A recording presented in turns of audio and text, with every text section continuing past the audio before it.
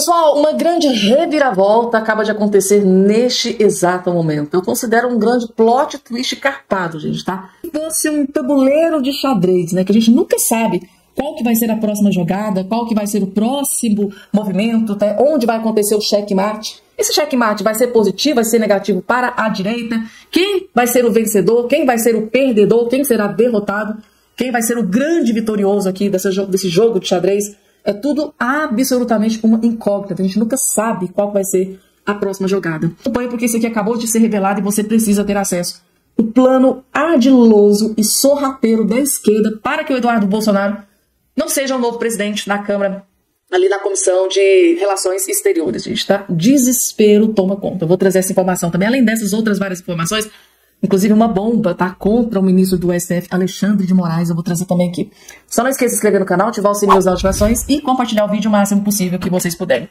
Pessoal, fogo no parquinho dentro do Congresso Nacional, gente. É aquela questão, tá? Do Eduardo Bolsonaro ocupar a presidência, tá? Da Comissão de Relações Exteriores da Câmara dos Deputados. Gente, vejam só, tá? O partido do PL, o partido do Bolsonaro, acaba de informar ao presidente da Câmara dos Deputados, Hugo Mota, que não abrirá mão do comando da Comissão de Relações Exteriores. O Eduardo Bolsonaro será o presidente, disse o líder do partido, Sóstenes Cavalcantes, porque, gente, neste exato momento está uma guerra dentro do Congresso Nacional, tá? Dentro da Câmara dos Deputados, porque parlamentares aliados do Lula, o Lindenberg Faria, dentre outros parlamentares do PT, estão desesperados, fazendo de tudo, gente, tá? Eles estão movendo mundos e fundos para barrar a indicação do Eduardo Bolsonaro nessa comissão, porque eles estão se borrando de medo das conquistas do Eduardo Bolsonaro nos Estados Unidos, junto ao parlamentares, junto ao governo americano.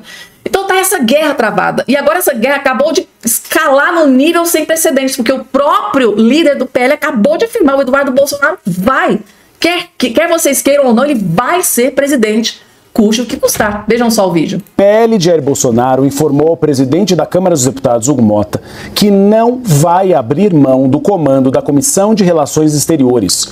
O líder do partido, Sóstenes Cavalcanti, me disse que a legenda não irá recuar e que insistirá em um acordo fechado antes da eleição legislativa. Abre aspas. O Eduardo Bolsonaro será o presidente da Comissão de Relações Exteriores? Sim, me disse o líder de direita.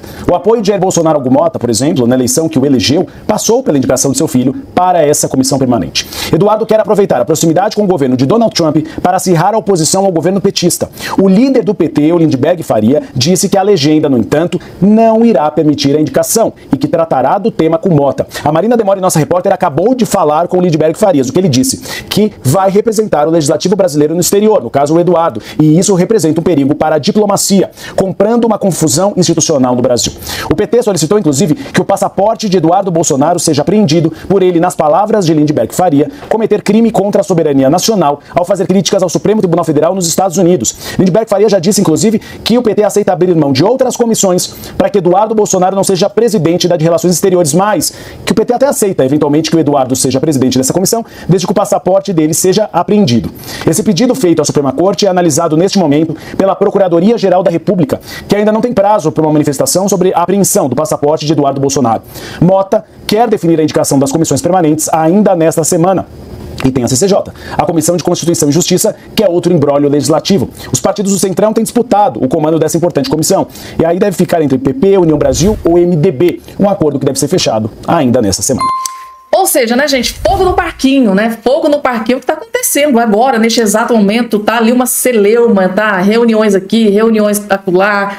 E assim, o Lindenberg Faria completamente desesperado, enfurecido com a possibilidade, né, do Eduardo Bolsonaro pegar essa presidência, né, uma das mais importantes, né, que é a Comissão de Relações Exteriores, porque o Eduardo Bolsonaro sabe exatamente o que ele precisa fazer.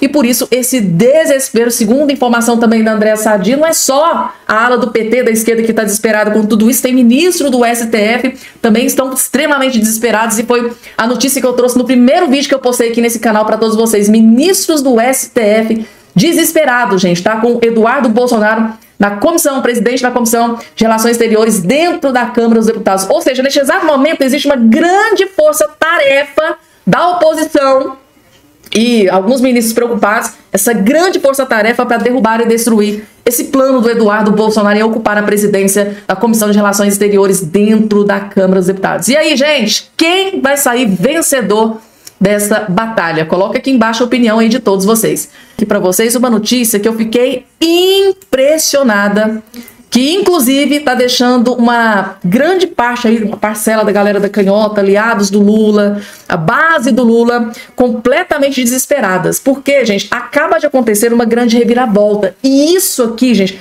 é uma das melhores notícias que poderiam ser divulgadas para o Bolsonaro, para o PL e para a direita. E é essa daqui, gente, tá? O Alexandre de Moraes recuou, gente, ele voltou atrás.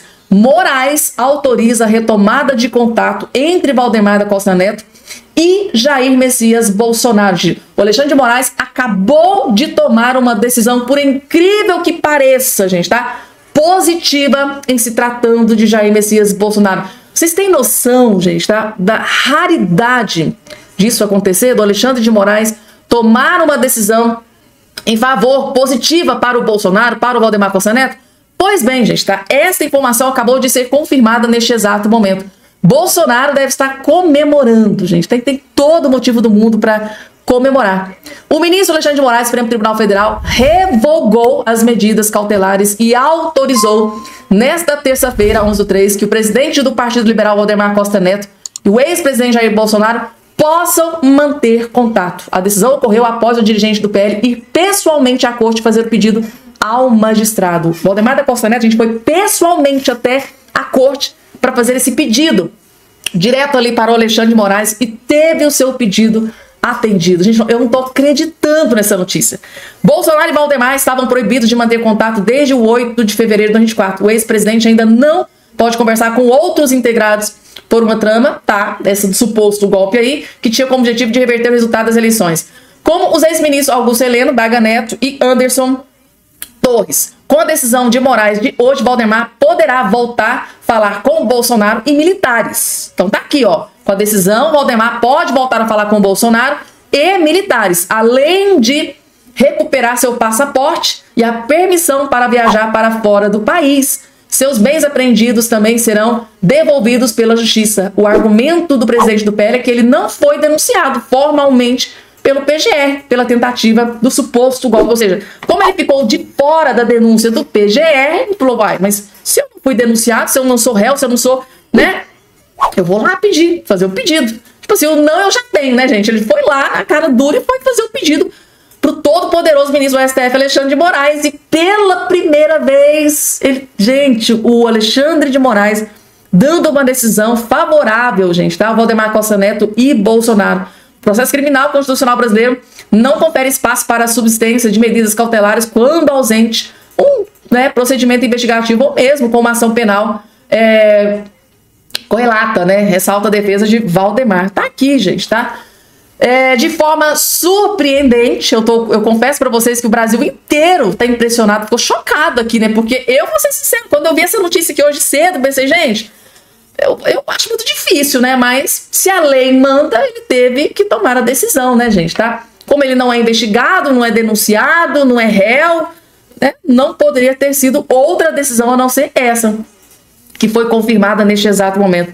Bolsonaro deve estar muito feliz, gente. Eu imagino a felicidade, porque ele tem um carinho gigante, gente, tá? O Bolsonaro tem um carinho gigantesco para com Valdemar Costa Neto.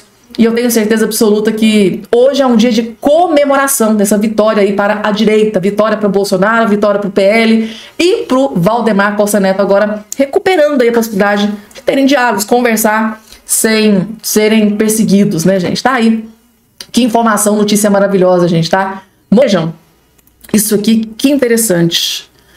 Esse simplesmente é um dos vídeos mais destrutivos para Luiz Inácio Lula da Silva. Só disse verdade, gente, tá?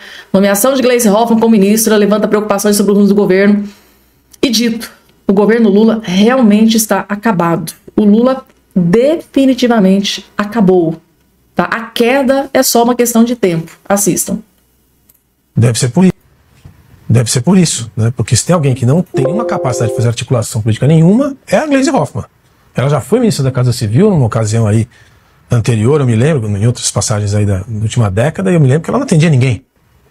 São 18 meses para ele terminar, e é o que tudo indica, ninguém mais quer ir para esse governo. Ver o que está acontecendo com o ministro da Agricultura, que também parece que já está com o pé fora, mas ninguém quer ir. Alguns nomes já foram citados, Arnaldo Jardim, próprio Lira, todos já negaram. Então tem um esvaziamento, ninguém quer pegar, porque não quer se comprometer. Então essa ideia de levar o Lula para a rua é uma coisa muito romântica, muito bonita, como se a gente estivesse na era sindical. Manda ele para São Bernardo, subir, pegar um microfone, tudo vai voltar ao normal. O mundo mudou completamente, o governo não existe mais, quem está mandando no governo hoje é o judiciário, e olhe lá, e olha, tem uma meia dúzia, nem meia dúzia, são 3 ou 4, uma meia dúzia de 3 ou 4 no judiciário, e o executivo não tem mais função nenhuma, então o que nós estamos vendo é isso. Deve ser. O que estamos vendo é o Lula vegetando, né, gente? Tá ali torrando, gastando dinheiro do povo, derretendo, né, nas últimas pesquisas, e assim, o Lula é um poste, na verdade, porque como ele acabou de dizer aqui, quem tá governando realmente o Brasil é o judiciário, né, na opinião dele, que muitas pessoas concordam plenamente, que hoje quem governa o Brasil não é o executivo, não é o presidente, não é o parlamento, né, deputados e senadores. Hoje quem governa, a impressão que a gente tem, quem governa é o judiciário brasileiro, principalmente alguns figurões ali do STF, né? Manda e desmanda e as coisas acontecem absolutamente do jeito que eles querem. Ou seja, o Lula é uma mera figura e simplesmente está acabado. Ele diz aquilo que eu venho repetindo aqui há várias semanas nesse canal aqui para todos vocês. E tem mais, gente, tá? Pro Lula da Silva, a situação pro Lula tá de mal a pior mesmo, né? Agora o Lula sofrendo pressão por parte do STF. Vejam só aqui que interessante, Carmen Lúcia critica baixa presença de mulheres no judiciário e Congresso. Igualdade não prevalece. Isso aqui, gente, no meu ponto de vista, foi uma certa indireta para Luiz Inácio Lula da Silva também. Por quê? Porque durante a campanha, né, o Lula promete muito, ele promete mundos e fundos, né? Durante a campanha eleitoral para a presidência da República, ele prometeu, né? Vai ser o governo das adversidades, vai ser o governo das mulheres, o governo dos indígenas, o governo dos negros, o governo disso e daquilo. Só que, na questão do judiciário, o Lula vem deixando muito a desejar. Primeiro, essa questão das mulheres, né? Depois que o Lula entrou na presidência, as mulheres que ele colocou como ministras, ele está descartando, né? Chutando ali, uma por uma, tá? Então, isso vem chamando muita atenção. E agora, a própria Carmen Lúcia, ministra do STF, acabou de falar, gente, ó, baixa presença de mulheres no judiciário e Congresso, né? Para ela a igualdade não prevalece. Aquela igualdade, né, a diversidade que o Lula prometeu lá durante a campanha, parece que ele não está cumprindo muito não, né? Essa questão do judiciário, então, saiu uma ministra mulher do STF, que é que ele colocou no lugar? Um homem. De todos os postos que ele colocou, né, no judiciário, dá para contar nos dedos da metade de uma mão mulheres que ele colocou aí no judiciário, gente, tá? E é claro, não passou batido aqui pela ministra Carmen Lúcia, ministra do STF, que, vocês verem, é uma aliada, né? Assim, ela bem sucinta, né? Com o governo Lula, mas dessa vez deu ali aquela indiretazinha, né? E agora, gente, vejam só, eis que foi divulgado aqui um plano, tá? Da esquerda, do PT, para derrubar o Eduardo Bolsonaro, para que ele não assuma a presidência, né, das comissões de relações exteriores. Gente, eles estão desesperados com essa questão, gente. Isso aqui parece que virou o foco da esquerda e do PT, do Lula dentro do Congresso Nacional. Impedir o Eduardo Bolsonaro de ser o presidente da Comissão de Relações Exteriores. Por que eles são tão desesperados assim? O líder do PT na Câmara dos Deputados, Lindenberg Farias, disse que o partido está disposto a abrir mão de qualquer comissão para que o Eduardo Bolsonaro não assuma a Comissão de Relações Exteriores e Defesa Nacional. A fala se deu nesta segunda-feira, 10 de março, no Palácio do Planalto, depois da posse da Gleice Hoffmann na Secretaria de Relações Institucionais. Ou seja, gente, o PT, a esquerda, eles estão dispostos, tá, a conceder para a direita qualquer comissão que eles quiserem, menos essa de presidente da Comissão de Relações Exteriores, porque eles sabem o estrago que o Eduardo Bolsonaro pode fazer com relação a ele estando aí na presidência, no comando dessa comissão, né? A Câmara terá uma semana tensa na questão da definição das presidências das comissões. O presidente da Casa, Hugo Mota, disse no X que estará em diálogo com os partidos para a composição e instalação das comissões permanentes. O PT e o PL protagonizam o principal embate que segura o avanço das negociações. Outros líderes partidários dizem estar aguardando a resolução entre as duas siglas. Também as maiores bancadas da casa para definir as prioridades. Ele está usando o mandato parlamentar para constranger o poder judiciário brasileiro e para atacar o Brasil. Então ele não pode, de forma alguma, estar à frente de uma comissão que representa o parlamento brasileiro, disse o Lindbergh Faria. O congressista Beto Richa tem interesse em presidir a comissão. Historicamente, ela é comandada pelo PSDB, de centro, tá? Centrão mesmo, ou seja, gente, esse é o grito de desespero, é o grito de socorro do PT e da esquerda, tá? Eles estão tão desesperados que ele abre mão de qualquer comissão, desde que o Eduardo Bolsonaro seja derrubado, ele seja destruído, porque eles sabem que esse é o foco do Eduardo Bolsonaro. Desde muitos meses o Eduardo Bolsonaro fala nessa comissão, gente, mas há muito tempo. Aí agora, com esse desespero de tudo que está acontecendo lá nos Estados Unidos, com as reuniões que o Eduardo Bolsonaro vem fazendo com congressistas americanos, né, com aquele projeto de lei que foi aprovado lá dentro, né, da comissão, que pode trazer aqui algumas sanções para autoridades aqui no Brasil. Então isso tem deixado eles desesperados. E tá aí, esse é o grito de desespero. Eu dou tudo que vocês quiserem, mas que o Eduardo Bolsonaro não seja presidente da Comissão de Relações Exteriores. Isso, gente, só tem um nome, tá? Desespero, para vocês entenderem. Faço questão. Esse aqui que está aparecendo aqui na sua tela é o governador de Minas Gerais, aqui no estado onde eu moro, o Romeu Zema, gente, tá? O que é que acontece? O Lula da Silva participou de alguns eventos em Minas Gerais e normalmente desses eventos do Lula, o Romeu Zema não gosta de participar. Você sabe muito bem que o Romeu Zema é aliado do Bolsonaro. Só que sim, foi divulgada a informação de que o Romeu Zema aceitou o convite e participar do encontro, né, do evento do Lula. Eu falei, gente, se o Romeu Zema topou participar deste evento do Lula, é porque ele tem algum plano. Gente, ele não deu ponto sem nó, gente. Durante esse evento, durante a fala, tá, do Romeu Zema, ele alfinetou, gente, ele destruiu o Lula da Silva. Aí o Lula, logo em seguida, pegou o microfone, tentou lacrar pra cima do Romeu Zema e saiu, gente, humilhado deste evento. Assistam, gente, tá? Zema e Lula, tá aqui, ó, no portal de notícias Metrô. Isso aqui, gente, aconteceu há poucos instantes, tá? Notícia fresquinha. Romeu Zema e Lula se alfinetam em evento ao comparar equipes. Lula foi a Minas Gerais participar do lançamento de um complexo de desenvolvimento de produtos de imobiliária hípica, Flex, e ele saiu. Gente, o Lula saiu humilhado deste evento. Assistam, porque vocês vão entender o contexto, tá? Do momento em que o Romeu Zema destruiu o Lula da Silva. Assistam. O que nós estamos fazendo no governo de Minas é o que qualquer empresa faz. Gente competente. Todo o meu secretariado foi escolhido, foi selecionado, igual a Fiat contrata aqui. Apesar de sermos o segundo estado mais populoso do Brasil, nós somos o que tem o menor número de secretarias, 14. Mas para time ganhar campeonato, não precisa colocar 20, 30 jogadores em campo, não. Precisa de 11 craques. Nossa, Deus, gente! Vocês entenderam aqui, gente, a alfinetada do Romeu Zema? Ele disse isso aqui, gente, na lata, na cara do Lula, que estava ali do lado.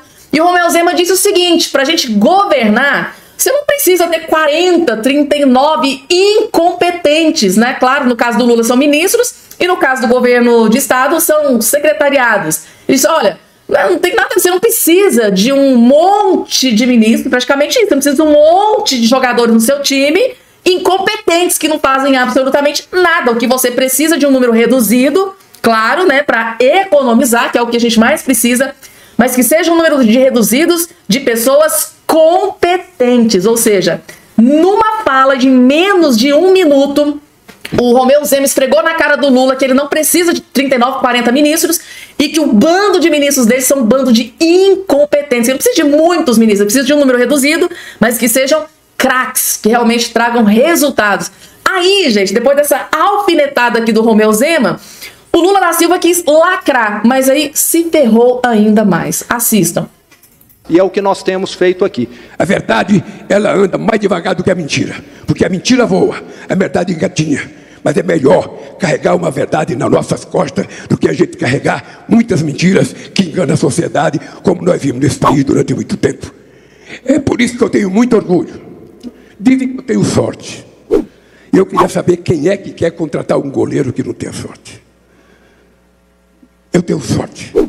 Muita sorte de montar uma equipe extraordinária como essa aqui.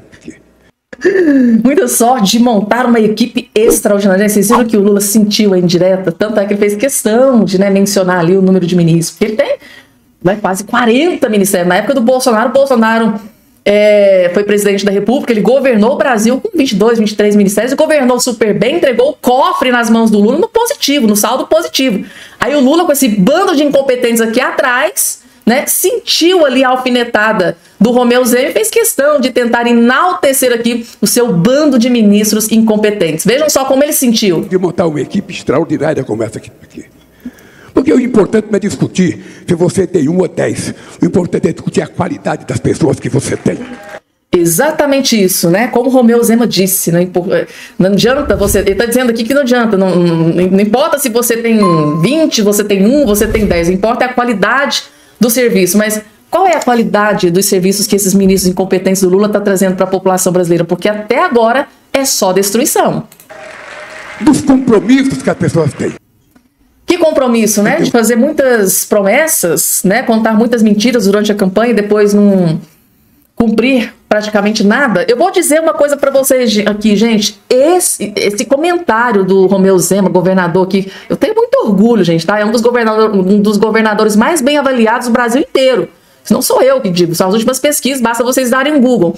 E assim, essa indireta que o Romeu Zema deu ali na lata do Lula foi reta e certeira. Foi um míssel teleguiado no Lula. O Lula sentiu tanto, fez que ele só esqueceu de mencionar que não precisa de quase 40 ministros para governar o país, porque o próprio Bolsonaro governou muito que bem uma das maiores crises sanitárias mundial, e o Bolsonaro passou muito. Gente, que humilhante pro Lula essa fala do Romeu Zema. Esse vídeo aqui vai explodir nesse dia de hoje, eu não tenho a menor dúvida. Romeu Zema, governador de Minas Gerais, destruindo, humilhando o Lula sem dó e nem piedade. Gente, eu sei, na maioria das vezes ele não gosta de participar de evento do Lula, mas dessa vez ele foi. Eu sabia que tinha algum motivo para ele querer ir nesse evento. Gente, foi lá com esse plano, né, de alfinetar e detonar o Lula, né?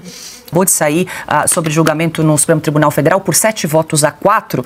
O STF concluiu o julgamento para ampliar o alcance do foro privilegiado de autoridades na corte. O ministro Luiz Fux, o último a votar, divergiu da decisão. A maioria já havia sido atingida para mudança, mas o julgamento havia sofrido suspensão em setembro do ano passado, após um pedido de vista do ministro Nunes Marques.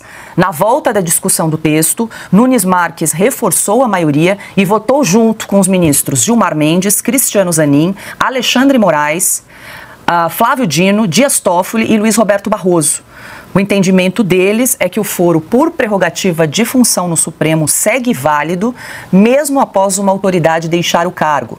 Esse foro serve para crimes cometidos no exercício do cargo e em razão das funções a ele relacionadas. Piotr, começamos com você. O Silvio citou esse julgamento que saiu agora há pouco, então a gente está aqui apurando em tempo real, ao vivo, também para a nossa audiência, esse julgamento aí. Lembrando que o ministro Nunes Marques, no ano passado, tinha pedido mais tempo para análise e agora o tema voltou à discussão na Suprema Corte. E no caso do ministro Nunes Marques, eu vi o argumento dele quando ele devolveu o voto e já tinha formado maioria, agora fechou, né?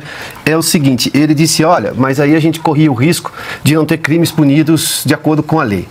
Mas espera um pouquinho, se a lei é imperfeita e se a lei tem problemas, fala para o Congresso. E o Congresso vai dizer, não, é com essa imperfeição que ela vai viver. Ou não, podemos corrigir, vamos rediscutir isso. Passa pelas comissões, reanalisa-se todo o processo e pode-se mudar ou não. Mas quem faz isso é o Congresso. Nós estamos dizendo aqui, quando você amplia, então cometeu um crime, mas que crime? No momento em que nós estamos, qualquer coisa pode ser crime. A gente viu, por exemplo, o Supremo mandando fazer busca e apreensão por questões ideológicas, praticamente, em gabinete de deputado e senador. A gente viu isso agora, recentemente. Isso é um excesso. A gente viu também a omissão dos dois presidentes das duas casas nesses episódios até o ano passado. Estou falando de Arthur Lira e estou falando do Rodrigo Pacheco também. Agora mudou o comando, mas o Congresso vai deixar que o Supremo agora interprete uma lei e refaça uma lei, porque é o entendimento do Supremo que vai valer lá no final, de acordo com a conveniência do momento. Não, isso é uma lei. A lei diz no exercício da função. Acabou, volta para a primeira instância, como sempre foi. Se a justiça é lenta, corrija-se a justiça. Se a lei é imperfeita, pergunte ao Congresso se ele quer alterar. Mas não mudar, agora muda o entendimento, daqui a pouco então isso vale para o resto da vida. Se você hoje, como diz o doutor Marcília no artigo dele, se você hoje pretende se candidatar a alguma coisa, saiba que você terá, se por um acaso alguém imputar algum crime, e no Brasil hoje basta imputar e você vai ter lá um inquérito aberto sem direito à defesa, sem que seu advogado tenha acesso aos autos, sem que as coisas sejam transparentes, sem que seu advogado tenha acesso às provas, porque aos autos é uma coisa, ter acesso às provas é outra. É isso que os advogados estão reclamando agora, naqueles inquéritos todos que agora vão provavelmente ser julgados pelo Supremo. Então, a sua vida inteira você vai ficar com o Supremo no encalce. Agora, se você tem um processo sendo julgado no Supremo ad eterno, para usar o latim que eles adoram usar tanto no direito, quer dizer que você vai ficar na mão do Supremo. Aí você vira o quê? Empregado do Supremo, porque o patrão vai ser Supremo do Congresso Nacional. Da turma vigente, ou seja, do mandato vigente, e mesmo que você saia. Que ponto nós chegamos? Nós estamos falando de uma coisa extremamente séria. Mantém-se os acordos, elege-se os presidentes das comissões, tal como foi feito no acordo para a presidência das duas mesas diretoras, e agora o Congresso que se debruce sobre essa questão diga ao Supremo, não, chega, parou. É o mínimo que eles têm que fazer. O Hugo Mota, é difícil esperar alguma coisa da Davi Alcolumbre, mas enfim, se começar esse debate na Câmara, pelo menos envolve mais gente. Mais um motivo para o Lula e para o PT ficarem bastante desesperados. É essa notícia que eu estou colocando aqui na sua tela, divulgada pelo Conexão Política, trazendo aqui a fonte da notícia para vocês. Mota deve ficar atento ao ato de domingo em Copacabana, que pode enfraquecer de vez tese do governo e do STF, gente, tá? Ou seja, o que vai acontecer, a magnitude, a grandiosidade, quanto mais pessoas tiver neste evento em Copacabana, isso vai abrir precedentes para que o Hugo Mota, presidente da Câmara, tome as suas próximas decisões. Ou seja, a grandiosidade deste evento vai ser um divisor de águas. Se o evento for fraquinho, pouquíssimas pessoas, né, aderindo, flopar, por exemplo, as decisões dele devem seguir mais ali em torno da esquerda. Mas se o evento for uma explosão, se o evento for grandioso, se o evento explodir, falo só, né, explodir nas principais manchetes de forma positiva, mas o número de pessoas aderindo ao evento, se o evento for grande, pode ser um fator muito positivo. Tá aqui, ó. Governo e STF na mira, tá? Os olhos de Hugo Mota, novo presidente da Câmara dos Deputados, devem estar atentos ao ato deste domingo 16 em Copacabana. A manifestação que pede anistia já para os presos políticos pode não apenas fragilizar o governo Lula, mas também desgastar o Supremo Tribunal Federal, caso a direita consiga levar a Orla Carioca um público superior a 1 milhão de pessoas, como prevêem os organizadores. Ou seja, se durante esse evento, tá, o PL, a direita, o Bolsonaro, seus aliados conseguirem levar mais de 1 milhão para a Orla de Copacabana, isso aqui vai ser manchete no Brasil inteiro. E qual que é o principal foco e objetivo desta manifestação, deste encontro?